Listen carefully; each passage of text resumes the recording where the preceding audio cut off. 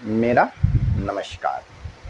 आज मैं आप लोगों को एक अत्यंत अशुभ दोष काल सर्प दोष के विषय में जानकारी दूंगा।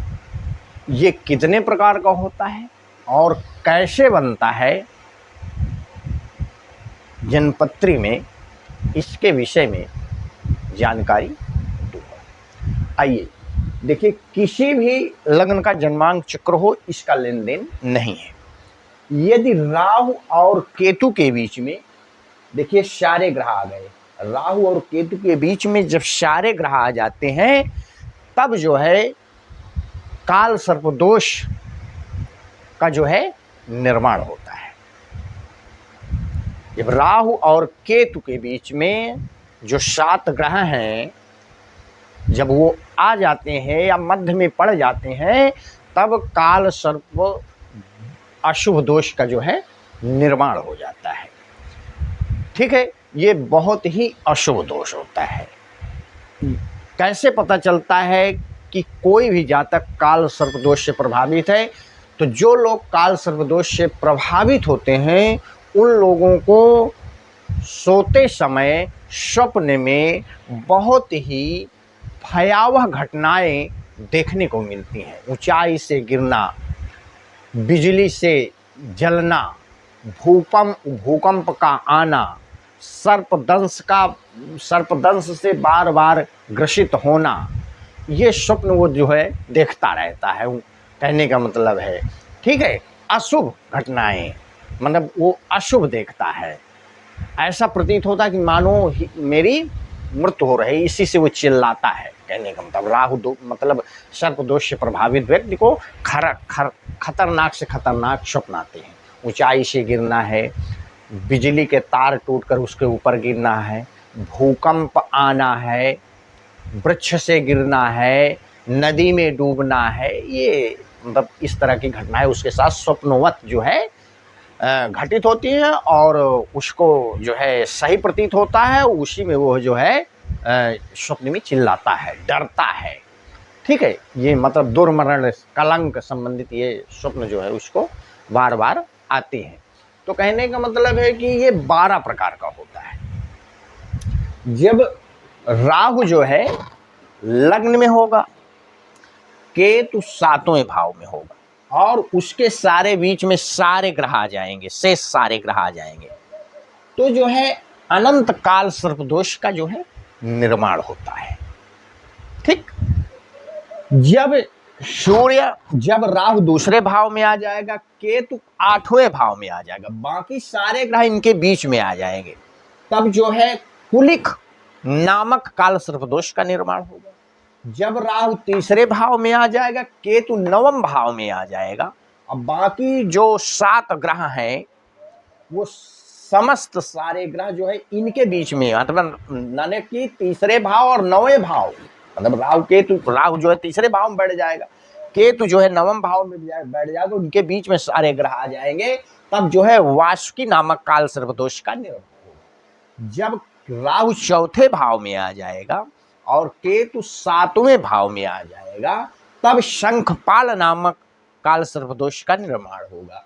जब राहु 5वें भाव में आ जाएगा, केतु 11वें भाव में आ जाएगा, तब जो है पद्म नामक काल सर्प दोष का जो है निर्माण होगा। जब राहु 6ठे भाव में आ जाएगा, केतु 12वें भाव में आ जाएगा, तब जो है महापद्म नामक काल सर्प दोष का निर्माण होगा। माने कि राहु जो है 6ठे भाव में, केतु जो है 12वें भाव में हो जाएगा, बाकी सारे ग्रह इन भाव में आ जाएंगे, मतलब कि राहु और केतु के बीच में सारे ग्रह आ जाएंगे, तब जो है महापद्म नामक काल सर्प दोष का निर्माण होगा।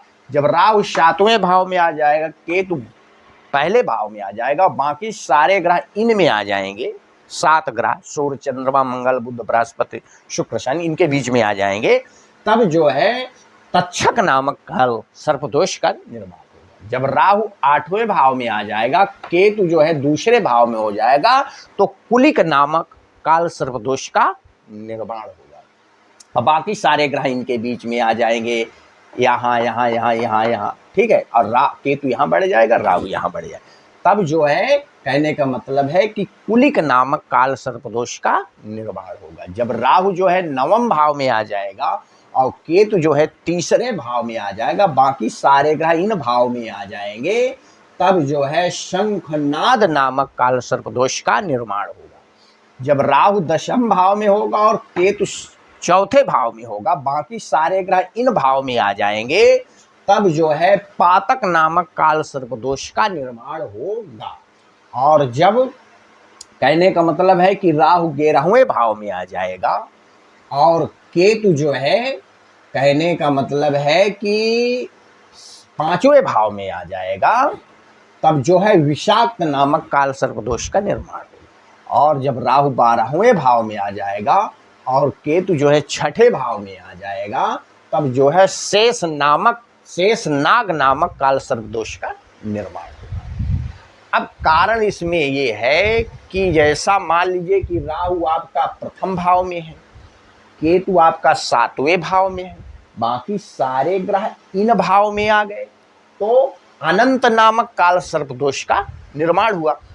अब जो भाव राहु और केतु के बीच में आ जाएंगे, वो सारे भाव काल सर्पदोष से प्रभावित हो जाएंगे, तो उन भाव संबंधित जातक को शुभ फलों की प्राप्ति नहीं होगी। उन भाव संबंधित जातक को संघर्षों का सामना करना पड़ेगा, कठिनाइयों का सामना करना पड़ेगा। ठीक है। इसी प्रकार जब दूसरे भाव में राहु आ जाएगा, 8वें भाव में केतु आ जाएगा, बाकी सारे ग्रह आ जाएंगे, तो कहने का मतलब कि राहु दूसरे में आ गया तो धन संबंधित, कुटुंब संबंधित, वाणी संबंधित ये दिक्कत, पराक्रम भाव संबंधित ये अशुभ फल, चौथे मात्र सुख में कमी, वाहन भूमि सुख में कमी, ये सारे विद्या बुद्धि के भाव संबंधित शुभ फलों में कमी हो जाएगी। रोग और सत्व संबंधित अशुभ फल प्राप्त होंगे और दैनिक रोजी रोजगार संबंधित, वैवाहिक जीवन संबंधित, कहने का मतलब मुकदमे आदि से संबंधित परेशानी जातक को झेलना पड़ेगा। और अष्टम भाव संबंधित चोट चपेट दुर्घटनाओं का, मृत्युतुल्य कष्टों का भी सामना करना होगा। कहने का मतलब है कि राहु और केतु के बीच में जब सारे ग्रह आ जाएंगे और राहु के केतु के बीच में जो जो भी भाव पड़ेंगे, उन भाव से संबंधित मिलने वाला जो फल होगा वो आपको शुभ नहीं प्राप्त होगा। काल सर्पदोष ये होता है। जैसे मान लीजिए राहु आपका लग्न में आ गया, केतु आ गया, अब राहु लग्न में तो लग्न संबंधित भी फल आपको अशुभ फल प्राप्त होंगे, स्वास्थ्य आपका ठीक नहीं रहेगा, बुद्धि विवेक आपका ठीक नहीं रहेगा, चित्त में माइग्रेशन रहेगा, कहने का मतलब है, कहने का मतलब। और जो है भूत प्रेत जादू टोना से आप परेशान रहेंगे। ठीक है। और चिंता दुख निराशा आपको हमेशा घेरी रखेगी। द्वितीय भाव संबंधित, कुटुंब भाव संबंधित भी फल आपको अशुभ फल प्राप्त होगा। धन संचय संबंधित, धनोपार्जन के साधन आपको उसमें भी दिक्कतों का सामना करना पड़ेगा, कहने का मतलब ये अशुभ फल प्राप्त। पराक्रम भाव संबंधित आपको अशुभ फल प्राप्त होगा। चतुर्थ भाव सुख भाव संबंधित आपको अशुभ फल प्राप्त होगा। पांचवें भाव पंचम भाव संबंधित भी आपको फल अशुभ प्राप्त होगा। विद्या बुद्धि संबंधित फल आपको अशुभ प्राप्त होगा। छठे भाव से रोग शत्रुओं संबंधित अशुभ फल प्राप्त होगा। सप्तम भाव संबंधित दैनिक रोजी रोजगार मुकदमा आदि के क्षेत्र में वैवाहिक दाम्पत्य जीवन संबंधित फल आपको अशुभ प्राप्त होगा। द्वितीय भाव से लेकर के जब द्वितीय भाव में राहु हो जाएगा, अष्टम भाव में केतु हो जाएगा, तो जितने सारे भाव इसके बीच में आ जाएंगे उन भाव संबंधित आपको अशुभ फल प्राप्त होगा। जब तीसरे भाव में राहु हो जाएगा, 9वें भाव में केतु हो जाएगा, तो जितने भाव राहु केतु के बीच में आ जाएंगे वो सारे भाव जो है काल सर्पदोष से प्रभावित होकर के अशुभ परिणाम देंगे। तो कहने का मतलब है कि 12 प्रकार का काल सर्पदोष होता है। जब राहु जो है पहले भाव में और केतु जो है 7वें भाव में होता है, बाकी सारे ग्रह इनके बीच में आ जाते हैं, मध्य में आ जाते हैं, तो कहने का मतलब अनंत काल सर्पदोष का निर्माण होता है। जब राहु द्वितीय भाव में होगा, केतु अष्टम भाव में होगा, बाकी सारे ग्रह इनके बीच में मध्य में आ जाएंगे, तब जो है कुलिक नामक काल सर्पदोष का निर्माण होगा। जब राहु तीसरे भाव में हो जाएगा और केतु जो है कहने का मतलब 9वें भाव में बैठ जाएगा, राहु तीसरे भाव में केतु 9वें भाव में हो जाएगा, तब जो है वासुकी नामक काल सर्पदोष का निर्माण होगा और बाकी सारे ग्रह इनके बीच में आ जाएंगे। ठीक है। जब राहु चौथे भाव में होगा, केतु दशम भाव में होगा, बाकी सारे ग्रह इनके बीच में आ जाएंगे, तब जो है शंखपाल नामक काल सर्पदोष का निर्माण होगा। जब राहु 5वें भाव में आ जाएगा, केतु जो है एकादश भाव में आ जाएगा, बाकी सारे ग्रह इनके बीच में आ जाएंगे, तब जो है पद्म नामक काल सर्पदोष का निर्माण होगा। जब राहु 6ठे भाव में बैठ जाएगा, केतु जो है द्वादश भाव में बैठ जाएगा, तब जो है और बाकी सारे ग्रह इनके बीच में आ जाएंगे, तब महापद्म नामक काल सर्पदोष का निर्माण होगा। जब राहु 7वें भाव में आ जाएगा और केतु जो है लग्न में पहुंच जाएगा और बाकी सारे ग्रह इन भाव में आ जाएंगे, तब तक्षक नामक काल सर्पदोष का निर्माण होगा। और जब राहु 8वें भाव में आ जाएगा, केतु जो है द्वितीय भाव में आ जाएगा, बाकी सारे ग्रह इनके बीच में आ जाएंगे, तब कुलिक नामक काल सर्पदोष का निर्माण होगा।